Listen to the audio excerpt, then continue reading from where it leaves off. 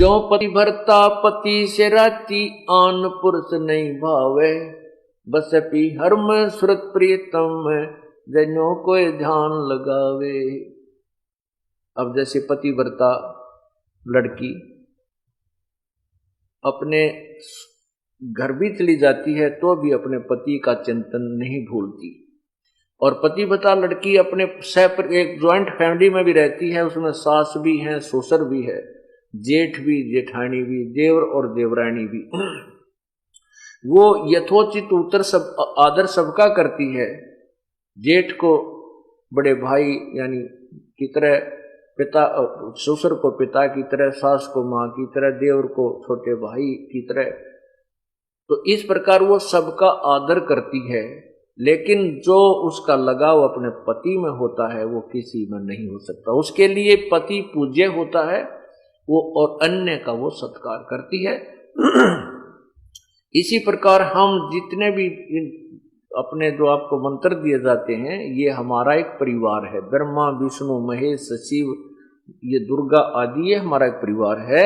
और हमारा कुल का, हम का सबका पिता, एक कुल मालिक पति यानी कबीर परमात्मा है। हमने जैसे वो पतिव्रता लड़की जब तक ज्वाइंट फैमिली में रहती है तो बिल्कुल मिलजुल कर सबको आदर सत्कार करती है। जब वो भिन्न भिन्न होते हैं, न्यारे होते हैं, तो वो फिर अपने पति के साथ चली जाती है। जेठ जेठानी में उसका कोई लगाव नहीं रहता, क्योंकि वो उसके साथ वो पतिव्रता। इसी प्रकार कहते जब हम यहाँ संसार त्याग कर जावांगे, इन तन्यारे होवांगे, हम अपने सतलोक चले जाएंगे, तुम्हारा कोई लेना देना नहीं रहेगा। लेकिन इनसे हमारा कोई बिगाड़ भी नहीं है। अब अलग हो गए तो जेठ और देवरात है, कोई उसका मनमुटाव नहीं है, लेकिन पति के समय वो किसी को नहीं मान सकती। इसी प्रकार हमने अपने, इसलिए उसको अनन्य मन कहते हैं।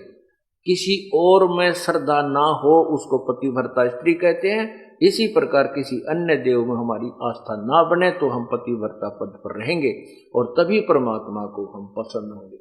और जब हम इस तरीके से उस कबीर परमात्मा को पूजेंगे, किसी देव में आस्था नहीं रखेंगे, तब हम पतिव्रता पद पर आ जाएंगे। उसके बारे में बताया है, पतिव्रता जमी पर जो जो धर है पांव, समर्थ झाड़ू देत है, ना कांटा लग जावे।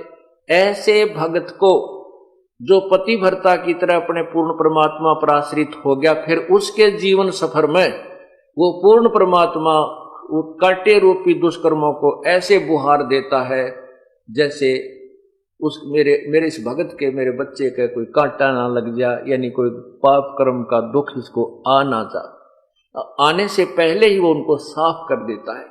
जैसे वो पतिव्रता जमी पर जो जो धर है पांव, वो समर्थ झाड़ू देत है, ना कांटा लग जावे। कहते हो समर्थ कबीर परमात्मा सर्वशक्तिमान प्रभु अपने बच्चे के उस जीवन सफर के आगे आगे पाप कर्मों को दूर दूर करता चलता है। मेरे बच्चे के कांटा ना लग जाए, यानी कोई कष्ट ना आ जाए।